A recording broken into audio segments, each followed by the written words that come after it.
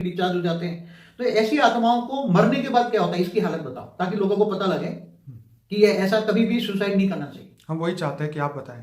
क्योंकि मरना मरना माना जो एक नॉर्मल इंसान आयु पूरी करके मरता है, जब उसका शरीर 80 साल 60 साल 70 साल के बाद जर्जरित हो जाता है, तब वो शरीर नॉर्मल वे में छोड़ता है और आत्मघात करता है। उन दोनों में क्या फर्क होता है?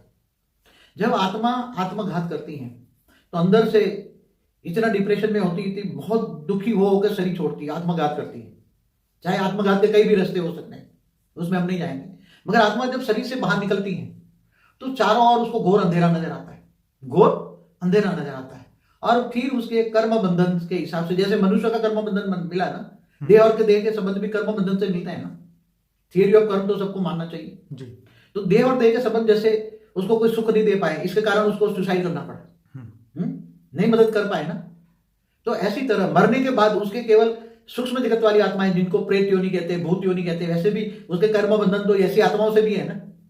बाबूजी, एक वीडियो में मैंने सुना था कि मनुष्य इसलिए सुसाइड करता है क्योंकि वो अपने आप को प्यार करता है। क्यों? क्योंकि वो अपने आप को इन दुखों से बचाना चाहता है।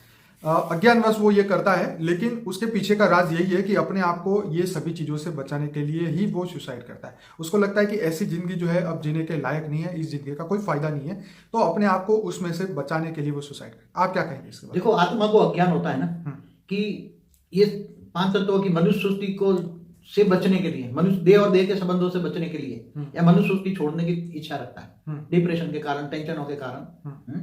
मगर जब वो उसको ये ज्ञान नहीं है कि मैं अगर ये पांच तत्वों की दुनिया छोड़ दूंगा, मर जाऊंगा, सुसाइड कर लूंगा, उसके बाद की दुनिया क्या है वो पता नहीं है ना। वही हम चाहते हैं कि लोग ये आपके वीडियो के माध्यम से जाने। तो जब आत्मा मर जाती है तो पहले तो कई आत्माएं क्या है कि मरने के बाद देखती हैं कि शरीर से तो बाहर निकल गया आत्मा। अब लोग फिर उसको देखते हैं मर गया, सुसाइड कर लिया, लोग रोते हैं, धोते हैं, थोड़े दिन, 4 दिन 5 दिन। फिर जब उसका पुतला जलाते तो आत्मा तो घर में देखती है ना। आत्मा तो घर में देखती रहती है जी। फिर लोग कहते हैं ये तो कमौत मर गया है, मौत नहीं था, कमौत कहेंगे उसको, अननेचुरल डेथ है, ये है। तो ऐसी आत्मा भूत प्रेत बन के घर में घुसेगी, इसलिए थोड़े दिन तो थोड़ा वो रखेंगे। फिर गरुड़ पुराण सुनाएंगे ना उसको, फिर गरुड़ पुराण बिठाएंगे घर पे, फिर मरने के बाद क्या क्या होती है वो बताते हैं। फिर यहाँ तो आज तो यमराज या धर्मराज तो है नहीं, वो सिस्टम चली गई, आउट ऑफ डेट हो गए सब। इतने धर्म आने के बाद ये सब आउट ऑफ डेट हो गए। आपको तो उसको कोई सूक्ष्म जगत में हेल्प करने वाली आत्मा तो कोई है ही नहीं उसको। ठीक है। कर्म बंधन भी ऐसे है ना, जैसे मनुष्य ने भी, इनके गुरु भी नहीं होते जो ऐसे लोग होते हैं। गुरु होगा तो फिर गुरु भी ऐसी आत्मा को नहीं बचा पाए ना। नहीं, वो तो अपने कर्म उसके ऊपर डिपेंड है ना। गुरु क्या करेंगे? गुरु तो मार्गदर्शन देगा ना, जीवन के बाद भी और जीवन के पहले भी। गुरु तो तुम्हें मार्गदर्शन देगा। कोई गुरु कहता है कि तुम आत्मघात करो,